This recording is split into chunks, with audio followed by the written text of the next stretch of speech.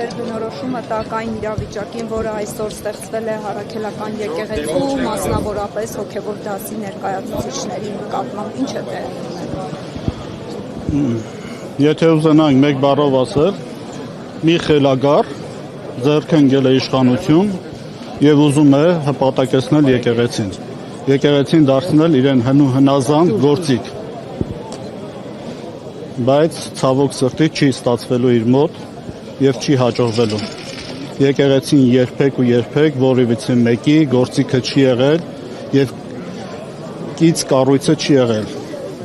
Ինչ ունեք մեր ժողովրդին ասելու, նաեւ այն ժողովրդին, որոնք օրինակ այսօր եկել էին եւ փորձում էին վերման ենթարկել Սրբազան հորը, խոսքը ոստիկանների, ազա աշխատակիցների մասին է, իրավապահների, որոնք իսկապես իրավապահներին թե ժողովրդին։ Որովհետև նրանք են մեր ժողովրդի մասը։ Նախ շնորհակալություն պիտի հայտնենք այն հայրենիներին, ովքեր եկել էին աջակցություն ցույց տալու համար, պաշտպանելու Մայրաթոր Սուրբ Էջմիածինը եւ հոգեվորականներին։ Իսկ իրավապահներին պիտի կոչ անենք, որ բացառապես գործել օրենքների շրջանակում։ Եթե անօրինական հրահանգ կլինի, չկատարեն։ Որովհետև հետագայում պիտի պատասխան տան դրանց համար։ Այսօր օրինակ շատ ոստիկաններ լաց էին լինում։ Մարդիկ ասում են, որ մենք տեղյակ չենք, թե ուր են մեզ բերել։ Եվ արդյունքները գնում էին իրենց աչքերից։ Մայրաթորի տեղը չգիտեին ինչ։ Փաշինյանը շարունակում է նստեմացնող հայտարարություն։ Իրենք Մայրաթորի խորհուրդը շատ լավ գիտեն, բայց տեղյակ չեն եղել, թե ուր են բերում։ Մամուլը գրում էր, որ նաև հրահանգել է իշխանությունը, որպեսզի ձեզ կալանավորեն, ձերբակալեն, նաև Այստեղ եմ թող ձերբակալեն։ Եթե ես այս երկրի թիվ 1 սպառնալիքն եմ, կարծեմ թե իրանք էլ չէ, ես կգնամ այստեղից։ Եթե իմ գնալով այդ սպառնալիքը կվերանա։ Երկրին բայց քննադատություններ եք հնչում իշխանությունների վարած քաղաքացիներին։ Մինչև 18 թվականը իրանք ինչ էին անում։ Հայական է լինելու կարծում եք, որովհետև ըստ տեղեկությունների եւ ձեզ եւ Արշակ Սրբազանին են ձերբակալելու, այս կերպ նաեւ ուզում են հեշտացնել վեհապարին հեռացնելու գործընթացը։ Այս կառավարության որևէ բանին տալ գնահատական, կարծեմ թե անշնորհակալ գործ կլինի։ Իրենք ամեն ինչ կարող են անել եւ ամեն ինչ իրենցից սպասել է։ Եվ մենք ամեն ինչ պատրաստ ենք։ Կարծում եք կհաջողվի իսկապես վեհապարին հեռացնել այսպիսի միջոց։ Նման բան չի կարող լինել, որովհետև իրենք մոռանում են թե ինչի հետ գործ ունեն։ Վերջը եկեղեցին ինքը աստվածահաստատ կառույց է։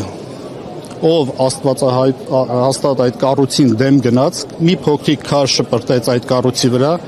այդ քարը ժայռ դարձած իրենց վրա է գալու եւ իրենք ճզմվելու են։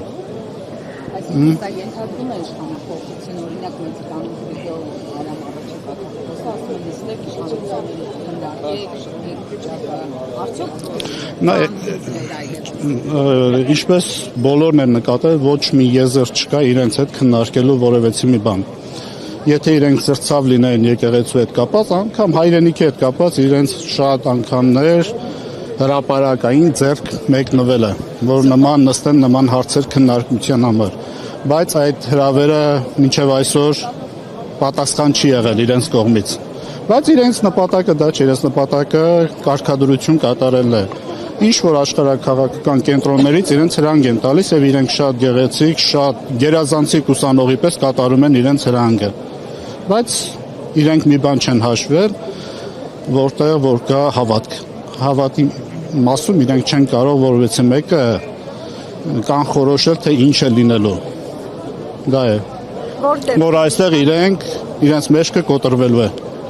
Որ դեպքում իշխանությունը կդադարեցնի այս ահաբեկումները, ճնշումները Առաքելական եկեղեցու նկատմամբ։ Չեմ կարծում իրենք մի բան ասեն։ Ես կարծում եմ, որ իրենց այդ շրջանակի մեջ դեռ կան մարդիկ, որոնք մի քիչ մտածում ունեն, սեր ունեն հայրենիքի նկատմամբ, սրբությունների նկատմամբ, բայց այս վերջի օրերը ես ցավոք սրտի համոզվեցի, որ չկա այդ բանը։ Նրանք նպատակը իշխանությունն է, նրանց նպատակը փողն է, նրանց նպատակը սովորել են այս իշխանությանը, այդ աթոռներին, այդ հարստությանը, մի մտածում են, թե ինչպես կարող են առանց այդ հարստության ապրել։ Եվ նրանց համար սրբություն չկա։ չունեն այդ սրբությունը եւ այս մարդկանց հաջողությունը գիտեք ինչու՞մն է կայանում, որովհետեւ սրանք բացարձակ լկտիներ են։ Իրենց լկտիությամբ առաջ են գնում։ Եվ սրբազան գուցե հիմա այսպես հարմար տեղն էլ չէ, բայց քանի որ Եթե հարմար չեն, չեք տալիս։ առիթը եղել է շփվենք, նաև այս հարցին անդրադառնանք, դուք ինչ եք կարծում, քանի որ տեսեք կառավարող ուժը հարցեր է առաջ քաշել, որոնք հիմա ակտիվ քննարկվում են մամուլում, քաղաքացիների շրջանում, պետք է նաև հավատավոր հոտին ըստ ձեզ եկեղեցին այդ հարցերի հետ կապված պարզաբանումներ ներկայացնի, թե ոչ։ Օրինակ։ Դե դուք գիտեք ինչ է Նիկոլ Փաշինյանը առաջ քաշում։ Խնդիրը հետևյալն է։ Ֆիլոսոֆիական ուղղվածության մեջ հարցին հարցով են պատասխանում, չէ՞։ Նույն հարցի իրենց ենք մենք ուղղում, ինչու չեն պատասխանում։ Շատ հարցեր։ Ով ասավ, իր ընտանիքի հետ կապված բազմաթիվ հարցեր կան, որ մամուլում քննարկվում են եւ այդ հարցադրումները արվել են։ Մինչեւ այսօր պատասխան չկա։ Եվ բոլորի նկատմամբ։ Եթե իրենք ուզում են, թող օրինակ ծառայեն, ասեն թե որն է ճիշտը, մենք էլ կասենք իրենց։ Եվ երկրորդը, դրանք կեղծ օրակարգեր են շեղելու համար։ Չգիտեմ, ինչ որ մի վատ բան ես կանխազգացություն ունեմ, իրենք այս ամեն ինչի ներքո թաքցնում են։ Մի վատ բան զբաղվում է։ Եվ կներեք, դուք բացառում եք, որ կան բարձրաստիճան հոգևորականներ, որոնք խախտել են կուսակրոնության խորհուրդ, այսինքն դա բացառվում է։ Ես որևիցե մեկի տեղը չեմ կարող պատասխան տալ, եւ որևիցե մեկի համար ես մեղք չեմ վերցնի իմ վրա, որովհետեւ մեկին զղջարտելու։ Ես իմ անձի միայն իմ տեղը կարող եմ ասել։ Եվ կարծեմ յուրաքանչյուր մեկը այդպես պետք է լինի։ Ինչ է կարծում մեկին պախարակելը կամ սուտ զրպարտություն տալը։ Լավ քրեական օրենսգիրքը մի թողեք։ Լավ, վաղը ոնց եք դուք գիշերը ոնց եք քնում։ Արս կարողանա մարդ հանգիստ քնել, եթե մեկին նեղացրել է։ Ինքը իր հետ հաշտ պետք է լինի, չէ՞ մարդ։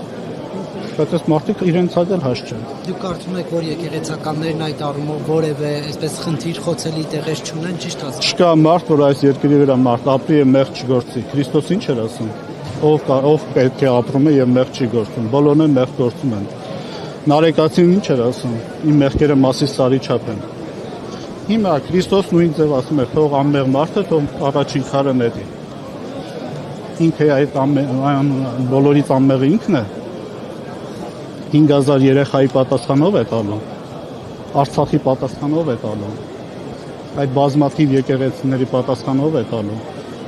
այս երկրի են այսքան թմրանյութ ամբողջ երկրով լցված է, անբարոյականությունը լցված է երկրում, աղանդավորականությունը լցված է երկրում, ով է պատասխան տալու։